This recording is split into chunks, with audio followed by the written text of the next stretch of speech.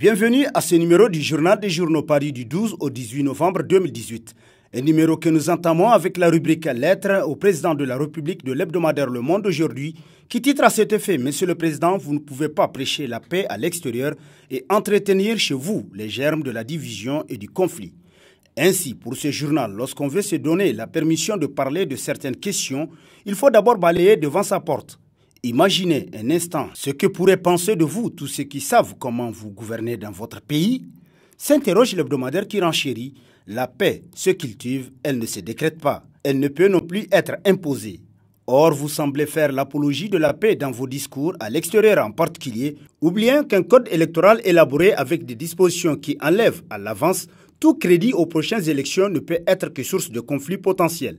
Si, après tout ce que vous avez fait endurer à ce peuple, vous envisagez également de continuer dans la logique d'une fin de mandat parsemée de troubles, il est certain, comme vous dites, que les Nigériens ne vous oublierez jamais, selon l'hebdomadaire qui poursuit plus loin. De retour de France et d'Italie où vous êtes partis célébrer la paix, vous devez parler aux Nigériens pour assumer ce choix insolite. Vous devez dire ouvertement aux Nigériens que vous avez choisi de continuer à foncer tête baissée vers des échéances qui exposent le Niger à des risques de graves périls, constate le monde aujourd'hui. Manifestation du 11 novembre 2018, l'opposition prend ses responsabilités, titre dans ses colonnes l'hebdomadaire L'Actualité, pour qui, profondément agacée par les agissements des partis de la majorité au pouvoir, l'opposition politique nigérienne entend désormais créer le rapport de force nécessaire pour renverser la vapeur. Elle a innové dans sa stratégie de lutte en initiant une série de manifestations dont l'ultime finalité est de contraindre le pouvoir à revenir non seulement sur le code électoral, mais également à améliorer sa gouvernance. Lui question de se limiter à de simples professions de foi via les déclarations. L'heure est à la lutte, clame-t-on. La manifestation du dimanche 11 novembre 2018, première d'une série de marches et meetings programmés, consacre ainsi le réveil forcé de l'opposition politique nigérienne longtemps restée en hibernation, selon l'actualité. Les chemins de la démocratie, titre dans sa rubrique Société, l'hebdomadaire Le Nouveau Républicain, qui loue la grandeur des trois gladiateurs, Ali Idrissa Nani, Moussa Tchangari et Nour Arzika, contre les comploteurs de la Respublica. Ces trois gladiateurs, qu'on les aime ou pas, défendent le peuple, se révoltent contre un système autoritaire injuste. Toutes ces lois impopulaires qui accablent le peuple ne sont pas des préoccupations de l'opposition. Cette opposition aime la facilité, elle est opportuniste, attend que les leaders de la société civile fassent le combat contre le régime de Mahamadou Issoufou à leur place. Cette opposition a peur de la prison, alors que les trois gladiateurs se bombent la poitrine pour y retourner. Mieux, ils affirment même qu'il leur reste des crédits de séjour en prison. Ce sont des vrais patriotes. Leur engagement ne sera jamais vain car derrière eux, il y a un grand peuple qui n'est point une minorité comme le laissent entendre leurs adversaires selon le Nouveau Républicain. Débat politique, pourquoi Hamamadou fait-il tant peur aux leaders du PNDS? S'interroge l'hebdomadaire satirique Le Canard en furie, qui renchérit. Le débat électoral ne se tranche pas par une majorité qui, en plus d'être douteuse et arithmétique, c'est au peuple de trancher un tel débat. Non des hommes qui, se servant de manigances politiques, voudraient décider le sort d'une personne à la place de Dieu. Encore une fois, pourquoi faire de la résistance si tant est que la Renaissance est sûre de ses alliances et de sa force sur l'échiquier? Elle qui prétend être la première force politique du pays, s'interroge le journal, pour qui on voit bien que les camarades ne sont pas confiants et quelque peur les habite de voir Hamamadou aller avec les mêmes chances avec eux dans les batailles électorales. C'est injuste, c'est même lâche. Et pourtant, les socialistes seraient des lions qui ont peur d'un homme normal, s'exclame le journal. On n'est jamais le plus fort tout le temps. Vérité des temps, conclut Le Canard en furie. Bisbi au sein de la coordination Imper-Jamhouria de Torodi, arrêter l'hémorragie pour préserver et consolider les acquis, titre dans sa rubrique Grifferie, l'hebdomadaire satirique La Griffe, pour qui la coordination départementale du mouvement patriotique pour la République Imper-Jamhouria de Torodi est de nouveau confrontée à un problème de leadership. En effet, le 23 juillet dernier, le président de cette coordination départementale, M. Moussa Keita, avait déposé sa démission. Depuis lors, le poste est resté vacant, alors que les militants de cette coordination attendent impatiemment la tenue des assises pour procéder à l'élection des nouveaux présidents. L'on se souvient des micmacs qui ont fait partir l'ancien ministre Ada Chefou et des sombres combines qui ont refroidi, pour ne pas dire anéanti, le militantisme du ministre Wassalke Boukari du MPR Jamhouria. Dans l'un comme dans l'autre cas, la section Imper-Jamhouria de Tillabéri a connu une saignée selon La Griffe. Les girafes de Kouré seraient-elles l'objet d'un vil trafic? S'interroge dans ses colonnes l'hebdomadaire Le Courrier.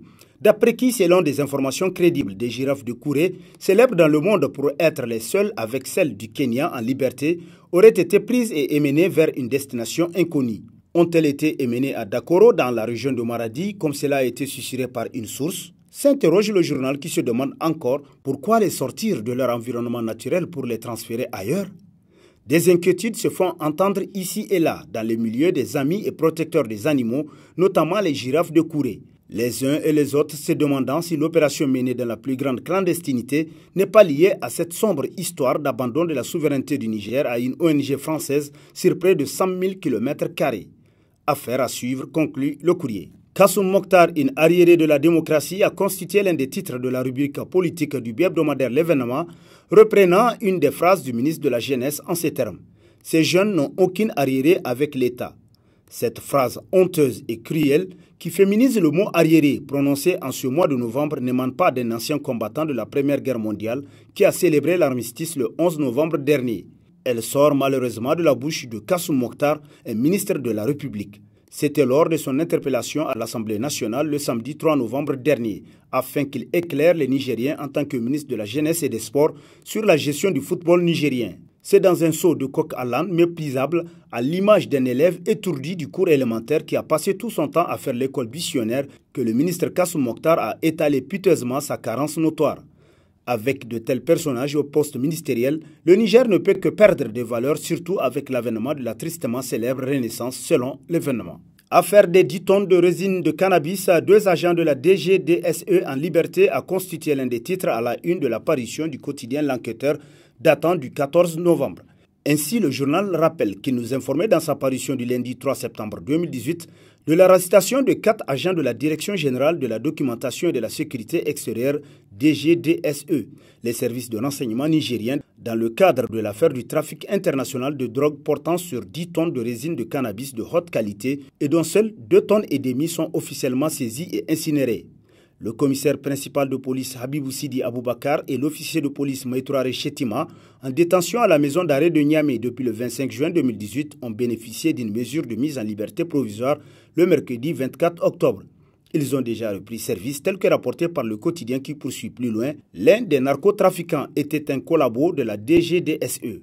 Dès lors, celle-ci pouvait-elle ignorer ses activités illicites?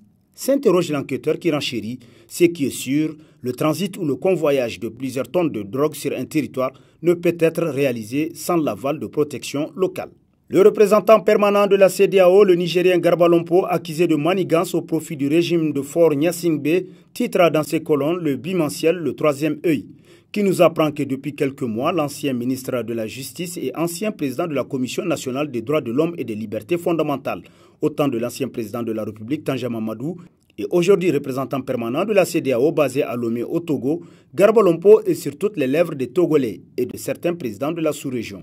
En effet, certains acteurs politiques et principalement les médias togolais l'accusent ouvertement à tort ou à raison de s'inviter au nom de la CEDEAO au fur et à mesure, notamment dans la crise politique que traverse actuellement le Togo, noyant au passage toutes les aspirations du peuple togolais au profit exclusif du régime de Faure Gnassingbé. Le cas de Garba Lompo a fait, selon le journal, l'objet d'une réunion il y a quelques jours entre la principale coalition de l'opposition togolaise C14 et le président Alpha Condé, le facilitateur.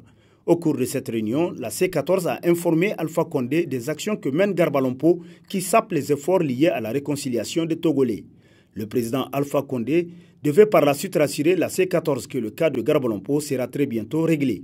D'ores et déjà, la C14 a annoncé qu'elle ne participera pas aux législatives du mois de décembre prochain tant que le cas de Garba Lompo ne sera pas réglé, nous apprend le Troisième œil. Le Conseil d'État tranche sur l'affaire Palais de Djoundjou, fin d'une bataille judiciaire de 3 bonnes années, titre dans sa rubrique Société, l'hebdomadaire L'Éclosion, qui nous rappelle qu'après l'élection d'un nouveau chef de canton à Djoundjou, en la personne de l'honorable Mohamedou Bachir Harouna Ambali, le 25 juin 2015, certains candidats malheureux s'opposèrent à ce que le nouvel élu s'installe dans le palais, arguant que c'est un bien familial de l'ancien chef et qui ne pouvait d'aucune façon faire partie de l'héritage de la lignée. Saisi par requête en date du 23 mai 2018, le Conseil d'État a finalement rendu sa décision le 24 octobre 2018 en déclarant que la requête en annulation pour excès de pouvoir est irrécevable, non sans mettre les dépens à la charge du requérant. Voilà qui met fin, selon le journal, à une situation qui divise des membres d'une même famille depuis plusieurs années. Il ne reste plus que le nouveau chef se mette au-dessus de la mêlée en pardonnant et en créant les conditions d'une réconciliation de tous les membres de la lignée, souligne l'éclosion. Et sur ce prend fin le présent numéro de la revue de presse. Prochain rendez-vous, plaise à Dieu dans une semaine avec toujours la même passion de vous servir. Bonne lecture et au revoir.